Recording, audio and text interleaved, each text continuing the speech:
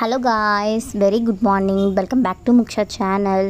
రెండు మనసు గుండె చెప్పుడు విత్ రేషిధార. కొత్తగా మన ఛానల్ చూస్తున్నట్టయితే please share and subscribe to my channel. అలాగే మన సిరీస్ ఎలా ఉన్నాయో కామెంట్ చేయడం మాత్రం మర్చిపోవద్దు. అలాగే బెల్ ఐకాన్ కూడా యాక్టివేట్ చేసుకోండి. నేను స్టోరీ అప్లోడ్ చేయగానే మీకు నోటిఫికేషన్ అనేది వచ్చేస్తుంది. నేను మార్నింగ్ ఒకవేళ కుదిరిపోయినా నాకు కుదిరిన టైంలో అప్లోడ్ చేయడానికి ట్రై చేస్తాను. Hope you understand. ఇంకా ఆలస్యం లేకుండా స్టోరీలోకి వెళ్ళిపోదాం. రిషి వాళ్ళు వైజాగ్కి స్టార్ట్ అవుతారు. ఇంకా 3 hours తర్వాత రిషి వాళ్ళు ఇంటికి వస్తారు. వాళ్ళు వచ్చేసరికి గౌతమ్ అలాగే మహేంద్ర గారు జాను ఇల్లంతా బెలూన్స్తో, టెడ్డీ బేర్స్తో, టాయ్స్తో ఇల్లంతా డెకరేట్ చేసేసి ఉంటారు.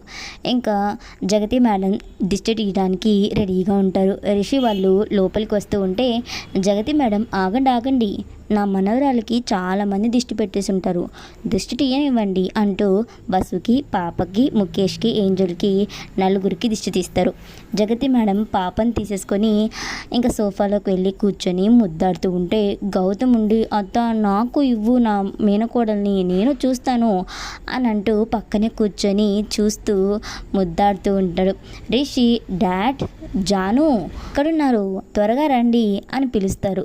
మహేంద్ర గారు జాను ఇద్దరు అలిగి జగతి మేడం కూర్చున్న సోఫా వెనక దాంకొని ఉంటారు. రిషి పిలుస్తూ ఉంటే పలకపోయేసరికి ఇంక ఇలా కాదని చెప్పి పదవసు మనం వెళ్ళిపోదాం అని అంటూ జగతి మేడం దగ్గరున్న పాపని తీసుకోబోతుంటే మహేంద్ర గారు జాను ఇద్దరు షాక్ అయ్యి పైకి లేచి వెళ్ళొద్దు వసు అని చెప్పి ఇద్దరు ఒకేసారి అంటారు.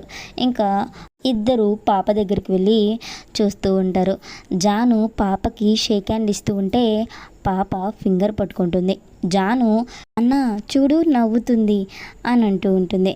ఇంకందరూ పాపని చూసుకోవడంలో బిజీగా ఉండేసరికి వసు ఫ్రెష్ అవ్వడానికి పైకి వెళ్తుంది. రిషి కూడా అందరిని చూసి పైకి వెళ్తాడు. వసు లోపలికి వెళ్ళగానే ఇంకా రిషి డోర్ లాక్ చేసి వసుని ఎత్తుకొని రౌండ్గా తిప్పుతాడు. వసు అయ్యో బావా కళ్ళు తిరుగుతున్నాయి దింపు అని అంటూ ఉంటే అని అంటూ ఉంటారు. ఇంకిద్దరు బెడ్ మీద ఒకరి మీద ఒకరు పడిపోతారు.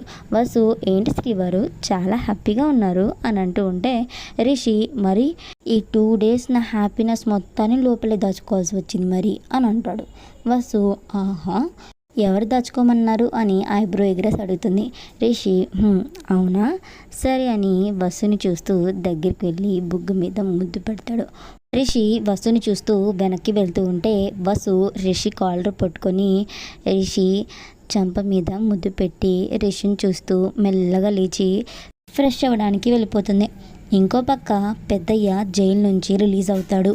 పెద్దయ్య బయటికి రాగానే రైవలరీస్ పెద్దయ్యని చంపాలని చూస్తారు. కొంతమంది రౌండప్ చేసి తనపై కత్తితో దాడి చేస్తారు.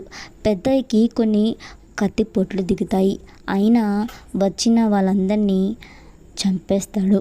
ఇంతలో పెద్దయ్య మనుషులు వచ్చి పెద్దయ్యని తీసుకొని వెళ్ళి హాస్పిటల్లో అడ్మిట్ చేపిస్తారు.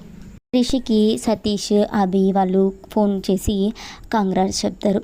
ఇంక సుజాత గారు పాపకి స్నానం చేపించి వసుకి ఇస్తారు. వసు పాపకి పాలు పట్టిస్తూ ఉంటుంది. కొంచెంసేపు తర్వాత పాపని పడుకోబెట్టేసి చుట్టూరు పిల్లోస్ పెట్టిద్ది. ఇంకా తను కూడా పక్కనే పడుకుంటుంది. జర్నీ చేసి టైర్డ్ అవ్వడం వల్ల. ఇంకా కొంచెంసేపు తర్వాత రిషి కూడా వసు వాళ్ళని చూస్తూ అలాగే పడుకుంటాడు. నెక్స్ట్ డే పాప మార్నింగే 4:30కి లేచి ఏడుస్తూ ఉంటుంది. మసు అయ్యో చిట్టు తల్లి ఆకలిస్తుందా, సరిపదా మనం వెళ్ళి పాలు తాగుదాం అని చెప్పి కిందకి తీసుకొని వెళ్తుంది పాలు పట్టిద్దామని. కొంచెంసేపు తర్వాత మహేంద్ర గారికి, చక్రం గారికి పాప ఏడుపు వినిపించి ఇంక లేచి బయటికి వస్తారు. వసు నాన్న మామయ్య పాపని పట్టుకోండి, నేను వెళ్ళి మీకు కాఫీ చేసి తీసుకొని వస్తాను అని అనిద్ది. మహేంద్ర గారు సరేనమ్మా రా చిట్టి తల్లి అని ఒళ్ళో కూర్చోపెట్టుకొని ఆడిస్తూ ఉంటే చక్రం గారు పాపకి టాయ్స్ తీసుకొని వస్తారు. ఇంకిద్దరు పాపని ఆడిస్తూ ఉంటారు. వసు కాఫీ చేసుకొని వచ్చి వాళ్ళకి ఇచ్చిద్ది. ఇంకా పాపని తీసుకొని రూమ్లోకి వెళ్తుంది ఫ్రెష్ అవుదామని. రిషి పడుకొని ఉంటే పాపని రిషి పక్కనే పడుకోబెట్టిద్ది. పాప రిషి షర్ట్ పట్టుకొని లేపుతూ ఉంటుంది. రిషి కళ్ళు తెరిచి పాపని ఏంట్రా అప్పుడే లేచావా అంటూ మళ్ళీ కళ్ళు మూసుకుంటాడు. వసు బాబా దాన్ని చూసుకో, నేను వెళ్ళి ఫ్రెష్ అయి వస్తాను అని వెళ్ళిపోతుంది. రిషి అని పాప చుట్టూ హ్యాండ్స్ పెట్టి పడుకుంటాడు. వసు ఫ్రెష్ అయ్యి వచ్చేసరికి ఇద్దరు పడుకొని ఉంటారు.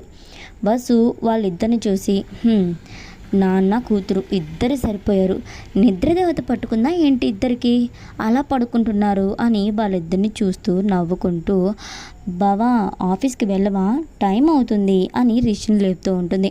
రిషి వెళ్ళొచ్చులే వసు, నాకు నిద్ర వస్తుంది, కావాలంటే నువ్వు కూడా వచ్చి పడుకో అని చెప్పి వసుని కూడా దగ్గరికి లాగుతాడు. వసు కూడా పాప పక్కన పడుకుంటుంది. కొంచెం సేపటికి వసుకు కూడా నిద్ర పట్టేసిద్ది. ఇంకొంచెంసేపు తర్వాత జగతి మేడం వసు పాపకి స్నానం చేపించావా అని పిలుస్తారు. వసు ఎంతకీ పలకపోయేసరికి ఇంకా పైకి వస్తారు. ఇంకా రూమ్లోకి వచ్చి రిషి వసుని పాపని చూసి నవ్వుకుంటూ ఫోటో తీసి వాళ్ళ ఫ్యామిలీ గ్రూప్లో పెట్టి రైట్ క్యాప్షన్ అని పెడతారు. వసుకి నోటిఫికేషన్ రాగానే జగతి మేడం తను ఎందుకు వచ్చిందో గుర్తు తెచ్చుకొని రిషి నాన్న రిషి లెగు నాన్న, గౌతమ్ రెడీ అయిపోయాడు నాన్న, నీకోసమే వెయిట్ చేస్తున్నాడు అని అంటారు. రిషి మెల్లగా కళ్ళు తెరిచి వస్తున్నాను మా అని అంటాడు. ఇంతలో పాప ఏడుస్తూ ఉంటుంది. జగతి మేడం ఎత్తుకొని అయ్యో ఏంటి నా చిట్టి తల్లి, ఎందుకు ఏడుస్తున్నావు, చుచ్చు పోసుకున్నావా, సరే పద నేను నీకు డైపర్ మారుస్తాను అని చెప్పి జగతి మేడం రూమ్లోకి తీసుకొని వెళ్తారు. రిషి కళ్ళు తెరిచి వసుని చూస్తూ వసు హెడ్ కింద ఉన్న తన చేతిని తీసుకుంటూ ఉంటే వసు ఇంకా దగ్గరగా జరిగి హక్ చేసుకున్నట్టు పడుకుంటుంది. రిషి వసుని చూస్తూ ఇప్పటి నుంచి ఈ రాక్షసికి ఇంకో చిట్టి రాక్షసి కూడా తోడైంది అని అనుకుంటూ నవ్వుకుంటాడు. ఇంకో బస్సు తలని నిమ్ముతూ మెల్లగా లేచి ఫ్రెష్ అవ్వడానికి వెళ్తారు. రిషి ఫ్రెష్ అయ్యి వచ్చేలోపు బస్సు లేచి కిందకి వెళ్తుంది. బయట గార్డెన్లో సుజాత గారు జగతి మేడం పాపకి స్నానం చేపిస్తూ ఉంటారు. ఏంజల్ ఏమో జానుకి ముఖేష్కి టిఫిన్ పెడుతూ ఉంటుంది.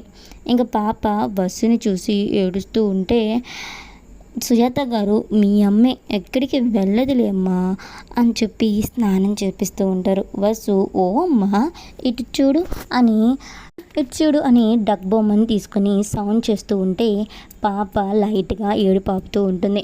ఇంకా పాపకి స్నానం చేపించేస్తారు.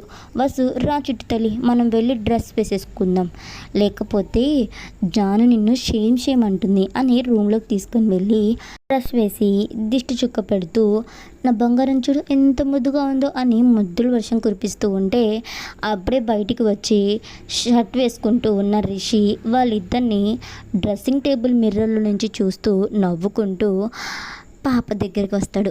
ఇంక పాపని ఎత్తుకొని ముద్దు పెట్టుకొని ఏరా బేబీ అని ఆడిస్తూ ఉంటాడు.